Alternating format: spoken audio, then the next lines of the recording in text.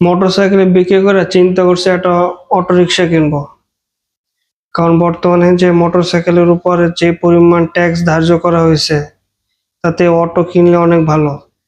কারণ অটো কিনলে যে যেমন খুশি তেমন চালানো যাবে, লাইসেন্সের দরকার নাই। ফুটপাথ বলেন, ফ্লাইওভার বলেন, উল্টা পথ বলেন, আর গাড়ির মাঝখান দিয়ে বলেন, যেরকম খুশি সেরকম চালানো যাবে। কোনো পুলিশের হামলা নেই, মামলা নাই, কোনো কিছু নাই, ট্যাক্সের দরকার নাই। তাই চিন্তা করছি যে মোটরসাইকেল বিক্রি করে এখন একটা অটো রিক্সা কিনবো।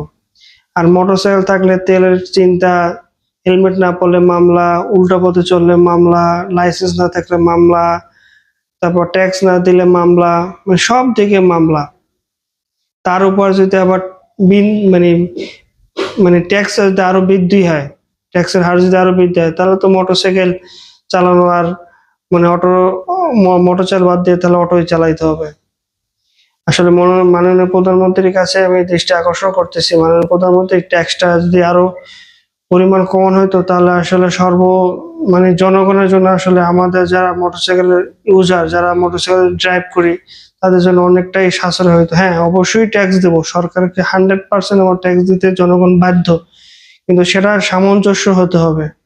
কারণ একটা মোটরসাইকেলের জন্য যদি 2000 টাকা এমনি দেয়, আরো যদি 2000 টাকা ধার্য করা হয়, তাহলে তো অনেক টাকা ট্যাক্স যায়।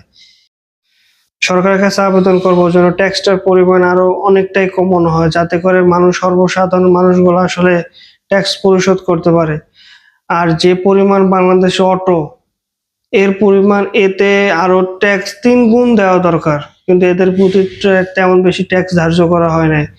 বা আমার জানা মতো, আমি যতটুকু জানি যে একটা বাংলাদেশে প্রায় 15 লক্ষের উপরে অটো, তাহলে 1 ইউনিট করে যদি একটা অটোর পিছনে খরচ হয়, তাহলে 15 লক্ষ ইউনিট একটা দৈনিক বিদ্যুৎ খরচ হয়। তাহলে একটা জেলা এবং থানা অনায়াসে বিদ্যুৎ দিয়ে চলা যায়। আমার জানা মতে, ভুল হইতে পারে তথ্য।